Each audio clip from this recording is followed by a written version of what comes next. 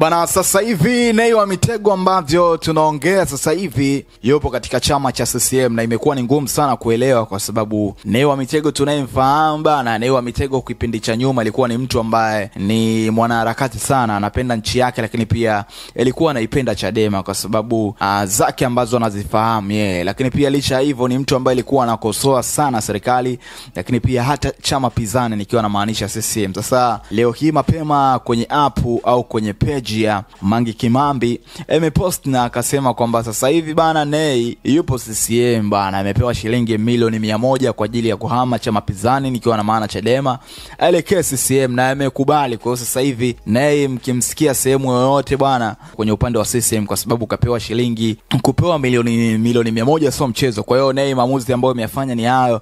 Ameposti Mange Kimambi kwenye page yake ya Instagram na kusema sasa hivi Nay sio mwana Chadema tena, na sio mwana harakati kama kina Roma tunavyowafahamu. Pewa kitita cha shilingi milioni 100 atoke kwenye uharakati aje kwenye chama cha mapinduzi CCM. Sasa Nay ilikuwa anazisikia hizo story mbalimbali huko kwenye mitandao, kaanza kujibu mashabiki, kwa sababu mashabiki wanayemfahamu Nay wanajua ni ngumu sana Nay kuenda kwenye chama cha CCM.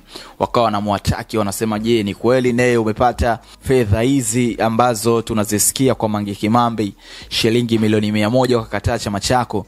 So Nay alikuwa anakanusha na kusema kwamba yeye hawezi kukataa chama chake na hawezi kuwa na thamani katika chama ambacho anakishabikia.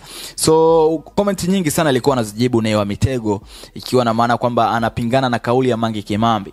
Ukweli ni upi? Lakini baada ya masaa kadhaa au dakika kadhaa tumemwona rafiki yake wa karibu ambaye ni Roma Mkatoliki, kwa sasa hivi yupo Tanzania, yupo sehemu zingine huko Amerika au Subana. So na aliposti kwenye page yake ya Instagram akiwatakia kila laheri wale washikaji zake wote ambao walikuwa wanaaswa nao katika kupambania haki, lakini pia kupambania wanaharakati wa Chadema. Hapa namzungumzia Kala Jeremiah, lakini pia na Nay wa Mitego imemwadi kwenye ile picha.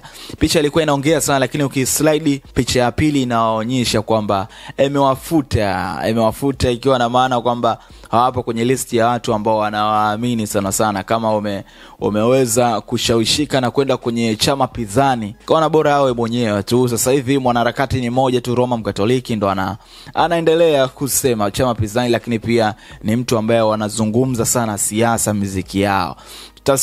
Tumsikilize Nay pia final na yeye itakuwaje, kwamba ndo ataacha kufanya muziki ya siasa ama inakuwaje? Drop ya comment hapo kwamba Nay kweli ametoka Chadema ameenda CCM, ama ni story ambazo zinazushwa kwenye mitandao ya kijamii.